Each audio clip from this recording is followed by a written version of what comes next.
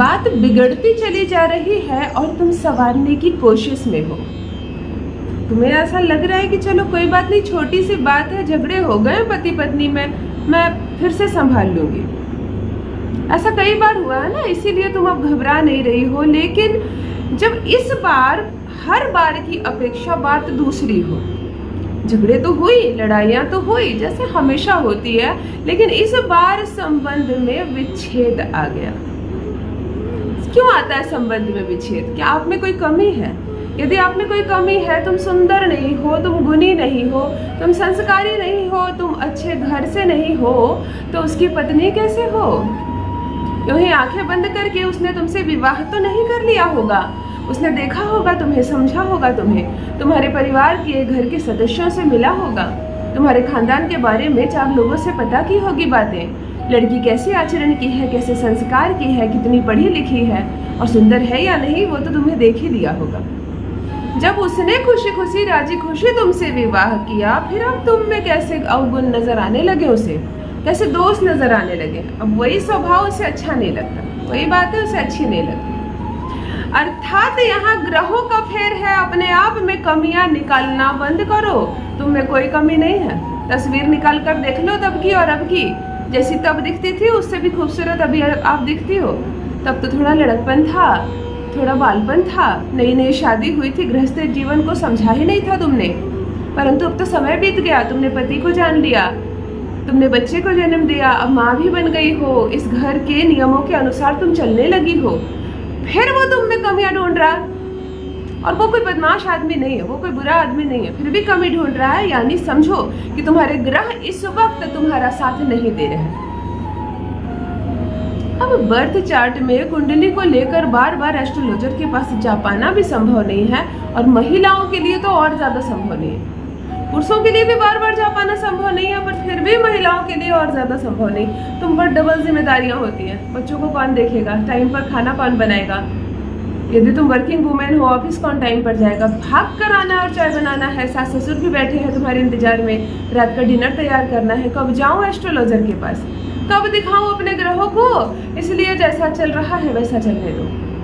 यही सोचकर तुम लंबे समय से बात को टाली जा रही हो, लेकिन अब पति और पत्नी में संबंध विच्छेद की बारी आ गई है। वो नहीं रहना चाहता तुम्हारे साथ। घर में भी कोई तुम्हारा साथ नहीं दे रहा। सास ससुर कितने भी हैं उसी के माता पिता हैं और उन्हीं का साथ दे रहे हैं। कभी तुम्हारा पक्ष लेते भी हैं, परंतु इस मामले में वो चुप है। तुम दोनों का मामला है, तुम दोनों समझो। मायके फोन करती हो, उधर से यही जवाब आता है, बेटा वही तुम्हारा घर है, अब समझकर वही रहो। लड़ाइयाँ होती है, हर पति पत्नी में झगड़े होते हैं, सुलह कर लो, अच्छे से रहो। क्या करें, यहाँ तो एक एक दिन घुट रहा है, हर पल अपमानित कर रहा है वो तुम्हें। बाजार जाता है, वहां से झगड़ते झगड़ते घर आता है, एक नहीं सुनता तुम्हारी। कोई भी बात होती है माँ को जाकर कहता है, तुमसे नहीं कहता। अपने दिल की बात तो छोड़ो, दुनियादारी की बात नहीं करता तुमसे। पहले हंसता था, मुस्कुराता था, तुम्हारे साथ बहुत समय बिताता था, दिल की बात कहता था और तुम्हारे दिल को सुनता था। परंतु अब उसके पास इतना वक्त नहीं है कि इस रिश्ते को वो समय दे। तो समझ जाना कि कोई ग्रह है जो उसे दिशाहीन कर रहा है इस रिश्ते से। जब बिगड़ रहे हैं ग्रह, तो परिस्थितियां तुम कैसे सुधारोगी? चलो ग्रहों को सुधारते हैं, थोड़ा सा ज्योतिष पर ध्यान देते हैं। एक सफल ज्योतिषीय उपाय तुम्हें 100% सफलता देगी इसी रिश्ते को बचाने के लिए। फिर से वो भाग कर आएगा तुम्हारे पास, अपने किए की माफी मांगेगा, तुम्हारे साथ उम्र भर रहने का वचन देगा, उसका स्वभाव भी अच्छा हो जाएगा। और ये जो बात बात पर तुम्हें लज्जित कर रहा है, अपमानित कर रहा है, तुम्हें अपने आप से दूर करने की धमकियां दे रहा है, ये सब बंद कर देगा। तुम मेरे परिवार का हिस्सा हो, हर दिन मेरे वीडियोस देख रही हो, तुमने सब्सक्राइब किया है मेरे चैनल, या नहीं भी किया तो अब करोगी। परंतु अब मैं तुम्हारा घर नहीं टूटने दूंगी, मैं तुम्हारा दिल नहीं टूटने दूंगी। जान लीजिए प्रथम मैं कौन हूँ। नमस्कार दोस्तों, मैं हूँ खुशबू सिंह। बहुत स्वागत, बहुत अभिनंदन करती हूँ आप सबका अपने YouTube चैनल ज्योतिष ज्ञान में। कैसे हैं मेरे भाइयों, कैसी हैं मेरी बहनों? मेरे कमेंट सेक्शन में जय माता दी, हर हर महादेव अवश्य लिखें, अपनी खैरियत मुझे जरूर बताएं। पढ़ती हूँ हाथ की रेखाएं, पढ़ती हूँ जन्म कुंडली, और कुछ ना कहो तो तुम्हारी चुप्पी भी पढ़ लेती हूँ। करम है, कृपा है ऊपर वाले की, प्रेम है आप सबका।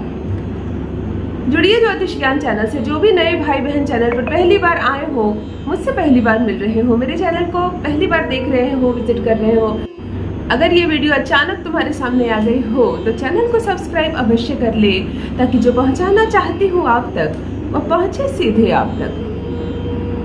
चलिए, पति बात नहीं मान रहा तो हम करते हैं एक छोटा सा सफल उपाय। जो उपाय बताती हूँ उसे पूरे नियम विधि से सुने, समझे और तब करें। और फिर देखिए नीचे कमेंट्स में कैसे कुछ लोग लिख रहे हैं कि दीदी मैंने आपको बताया, तुरंत उपाय किया, जैसा आपने बताया वैसा किया और महज 7 दिनों के अंदर, किसी को 3 दिनों के अंदर, किसी को महीने भर के अंदर इतना लाभ हुआ। उसका पति प्रदेश चला गया था, सो लौट कर आ गया। जो 4-4 साल से मायके में रह रही है, नहीं लेने आ रहा है, उसे महीने भर के अंदर आकर लेकर जा रहे हैं, अपने बच्चों का खर्चा उठा रहे हैं। सफलता तभी मिलेगी जब सफलता की रास्ते पर सही से चलोगे। यानी मेरा कहने का यही मतलब है, वीडियो को हड़बड़ी में मत देखो, जल्दबाजी में देख कर, स्किप करके, कुछ सुना कुछ नहीं सुना, कुछ किया कुछ नहीं किया, नहीं, समझ कर करो।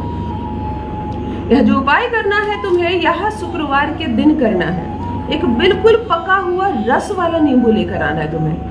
देखो, नींबू तो सब नींबू ही होते हैं, पता नहीं चलता, परंतु छू के तुम्हें पता चलेगा कि कौन नींबू अभी बहुत बाल अवस्था में है, टाइट है, कड़ा है, और कौन रस भरा नींबू है, थोड़ा सॉफ्ट हो जाता है। देखो, गृहस्थ जीवन में जब महिला पहुंचती है ना, तो कहते हैं कि पक गया है, उम्र पक गई है।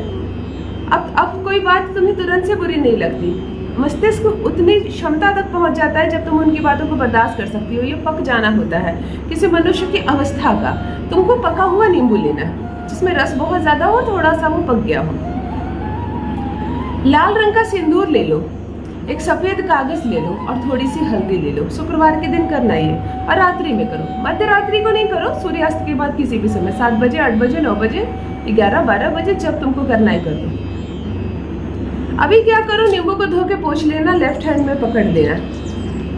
हल्दी का पेस्ट बना लो, किसी भी चीज के माध्यम से, कोई भी पतली चीज के माध्यम से अपने पति के नाम का पहला अक्षर, सिर्फ पहला अक्षर उस नींबू पर लिख देना।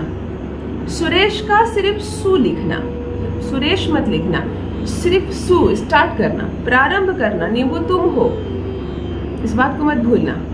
तुम अपने साथ उसके नाम के प्रथम अक्षर को सिर्फ जोड़ देना, सिर्फ हल्दी से इतना ही लिख देना।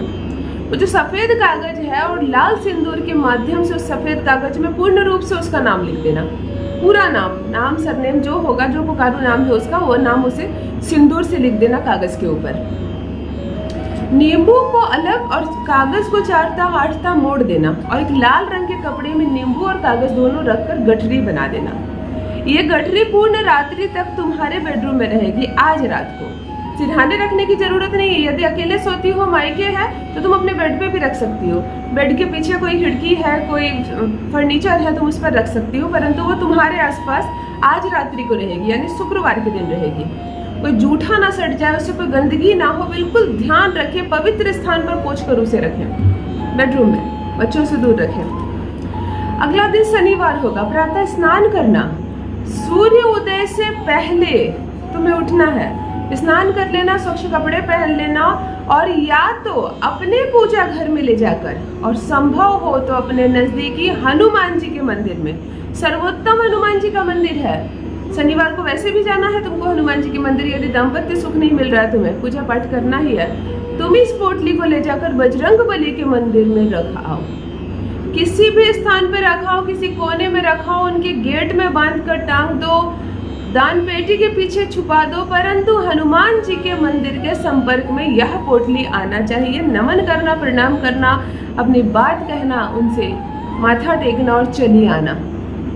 केवल इतना करने मात्र से तुम्हें क्या लाभ होगा तुम अभी सोच भी नहीं सकती। चाहे राहु ने बिगाड़ा हो मामला, चाहे मंगल ने, चाहे केतु ने किया हो कांड, चाहे शनि बिगाड़ रहा है अवस्था, सारे ग्रह एक कोने में चले जाएंगे। इस उपाय को करने मात्र से हनुमान जी की ऐसी कृपा बरसती है। दाम्पत्य सुख के लिए यह उपाय रामबाण उपाय है, अवश्य करें और अपना अनुभव मेरे साथ आकर अवश्य साझा करें। 24 घंटे कमेंट सेक्शन ऑन रहता है। तुम हमेशा खुश रहो, जोड़ी हमेशा बनी रहे। इसी शुभकामना के साथ बहुत बहुत धन्यवाद।